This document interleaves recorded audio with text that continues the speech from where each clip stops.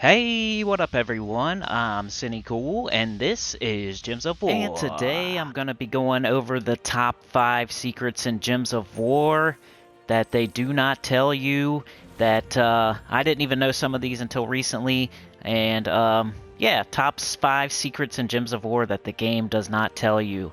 First one would probably be right here, and I'm going to give you a doozy on the next one, but I took my tribute, so now I got to tell you about this one. So, kind of messed it up here. I was going to tell you a really awesome one first, but we'll go over this one first. So this is one of the top 5 secrets, and if you guys like this, I got more stuff that you probably don't know about the game doesn't tell you, secrets about the game, just, you know, tips and strategy for this game.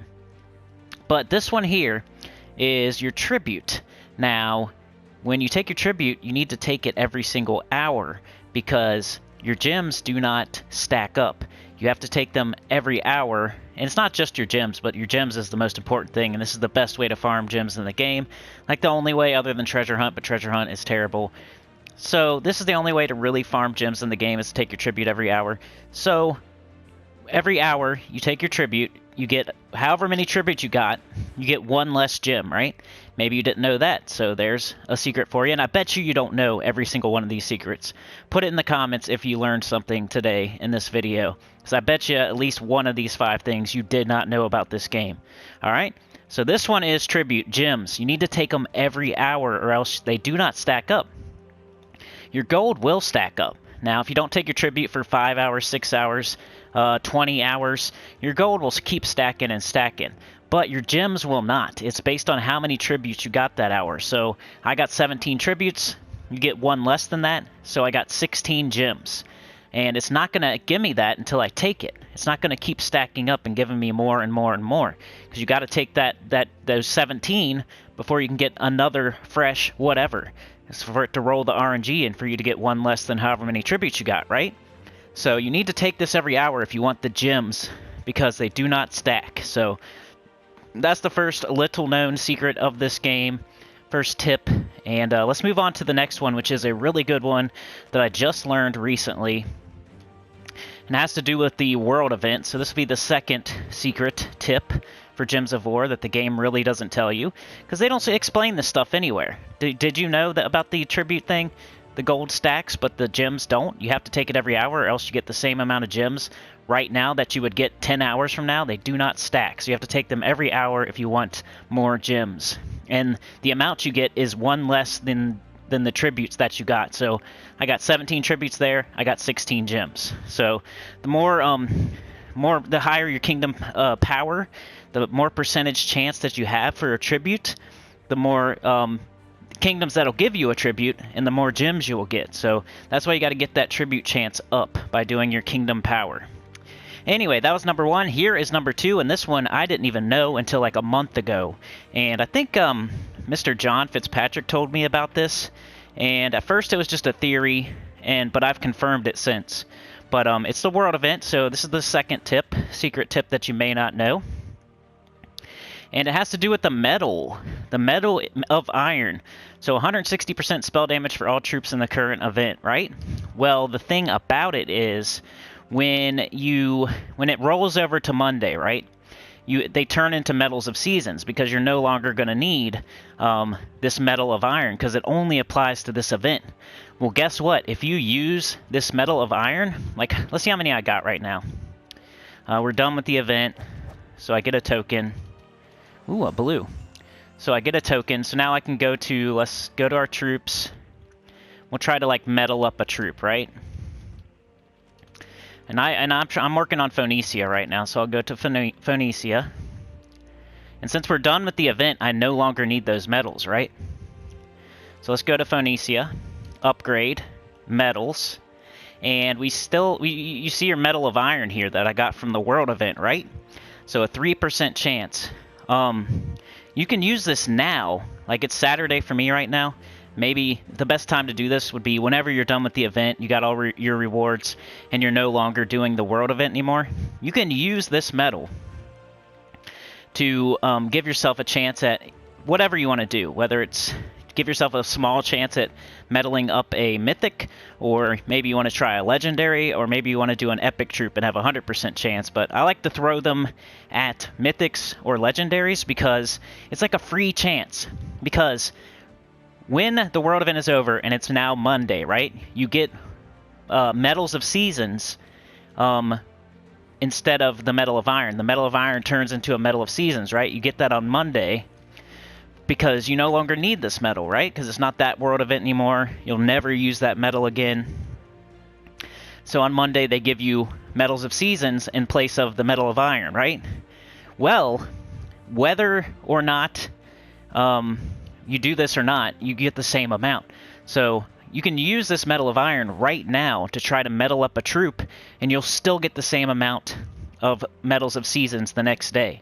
So let's say I didn't do this at all. I just left my medal of iron here. I didn't use it. So I have this one medal of iron. So tomorrow I'm going to get a medal of seasons, right? For that medal of iron that I have that I can no longer use because it's not that world event. Well, whether I can use this right now to try to level up a troop, medal up a troop, and I'll still get the medal of seasons tomorrow. So that's like a free chance to try to level up some sort of troop. But I bet you didn't know that one, huh? So for me, I have a Anu. I could, but I like to do like a small percent chance here. So since I have so many seasons, I'll just throw a couple.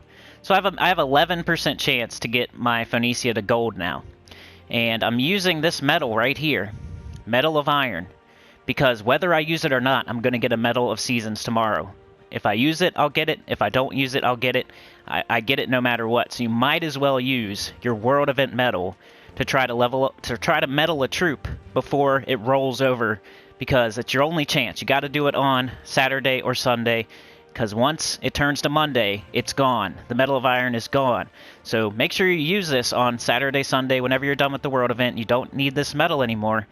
Make sure you try to medal a troop with it, because it's like a free chance at medaling up a troop. So I'm going to go ahead, and you don't have to use your Medal of Seasons if you don't, but I have so many that I'm just going to add it to it to give it a better chance. But 11% chance to get Phoenicia to gold here with this free Medal of Iron. Didn't happen, but you know, that's a one chance every week to medal up a mythic or whatever you want to try. And I got her to silver by doing this. So you see she's silver now. She used to be bronze. But yeah, that's the secret tip number 2. I bet you didn't know that one unless your name is John Fitzpatrick and people that he's told. But yeah, use your world event medals to try to medal up a troop before it rolls to Monday, because whether you use it or not, you're still going to get the same amount of Medal of Seasons for it the next day. Like, I'm still going to get a Medal of Seasons for that Medal of Iron, even though I just used it and I no longer have it. I'll still get the Medal of Seasons tomorrow. I guarantee it. Or, you know, Monday. Alright, so that was tip number 2. Let me know in the comments if you've learned anything in this video, and I'll make another video if it gets enough views and stuff. So hit the like button and all that good stuff. Leave a comment. Let me know if you learned anything today. But that was probably my favorite tip out of the 5. But here comes number 3. Number 3. Having to do with the delves. Did you know that every day you get 3 sigils right down here in the underworld? Well, you can load them in and save them every day. So all you have to do, so I got 3 sigils, as you can see up in the top right hand corner. I can load these in. So I'll go to level 220. Boom. Just loaded that in, right? Go to a different one. I have 2 left now. Boom. Let's load that in. Let's say you're not going to play the delve today, but you want to make sure you use your sigils. So I'll load that in.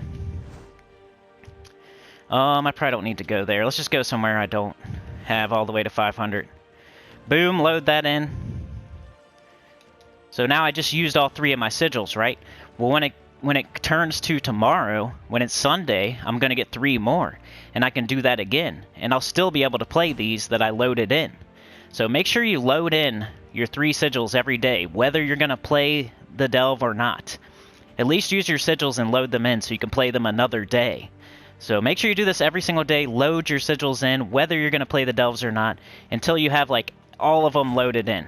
Like, I don't know if I have any other ones loaded in, because I think it resets on, like Like, you can't do it forever. I think, like, on Monday it's going to reset and take away all my loaded-in delves. I'm not 100% on that. The thing I am 100% on is you can load them in and do them the next day, or the day after, or the day after.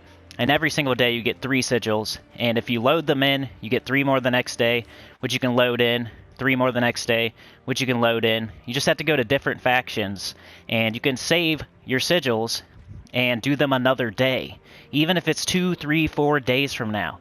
So if you're not going to do your delves, make sure you at least load them in so you can get 3 fresh sigils the next day and load 3 more in, then 3 fresh ones the next day and load those in. Use them or lose them, you know what I mean? So at least load them in whether you're going to play or not. So that was tip number 3 there. What do I got here? Tip number 4. Let's go to pets. This one's about pets. So most of you probably know this, but there's some beginners out there, maybe a couple of you out there that don't know this. But on your pets, you get the bonus no matter what, whether you're wearing it on your shoulder or not. So you do not have to wear your pet on your shoulder to get the bonus that the pet gives you. So for example, with Lucky here, it gives you a 5% bonus experience from battles. I do not have to have Lucky on my shoulder. I'm going to get 5 experience from every battle, whether I wear it on my shoulder or not. As long as it's in my stable and I have the pet, I'll get it. I get the bonus, as long as it applies. Like for this one, Team Bonus Fae. If I'm not using any Fae troops, of course I don't get this bonus. But if I am using Fae troops, I don't have to wear this pet to get the Fae bonus. I could wear Lucky. I could wear Lucky, and I'd still get the Fae bonus, as long as I'm using Fae troops, right? Let's look at Mini Mimic. Gives you 5% bonus gold from battles. I don't have to wear Mini Mimic. I'm going to get 5% gold from every battle, no matter what. As long as he's in my stable, I don't have to wear him on my shoulder. So I could be wearing the fairy here, and I'll still get the 5% bonus gold from battles from Mini Mimic, and the 5% XP from Lucky. We got Moon Moon, 5% souls from battles. So let's just say I'm wearing Mini Maw on my shoulder. I'm still going to get Mini Mimic, 5% gold from battles. I'm still going to get Moon Moon, 5% souls from battles. And I'm still going to get Lucky, 5% experience from battles. Anything that applies to your team, you're going to get no matter what, as long as your pet is in your stable. If you don't own the pet, of course you don't get it. If the pet doesn't apply to your team, of course you're not going to get it. But any kind of pet that applies to like every single battle in the game, or if it applies to your team, if you're using like a full team of Beast or something, then you're going to get the bonus from the Beast pet. You don't have to wear it on your shoulder. A lot of people don't know this, especially early in the game. I've tried to say it a few times, like over in the last year or two, so some of you know this now, but I bet you a couple of you out there did not know that, and you thought you had to wear the pet on your shoulder to get the bonus. You do not. You always get this bonus no matter what. Alright, the last tip, the last secret, the last top secret thing that you may not know. This one's a little bit more controversial. I should have said that in the beginning to keep you hooked, right? But, I'm going to talk about Guild Wars. Guild Wars defend teams. And I don't know how to show you this, but I'll just talk about it on here.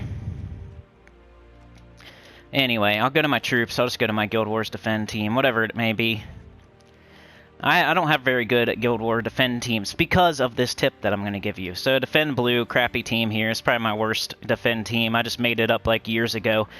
But here's the thing. Here's the last tip. The last secret. The last thing you may not know. Did you know?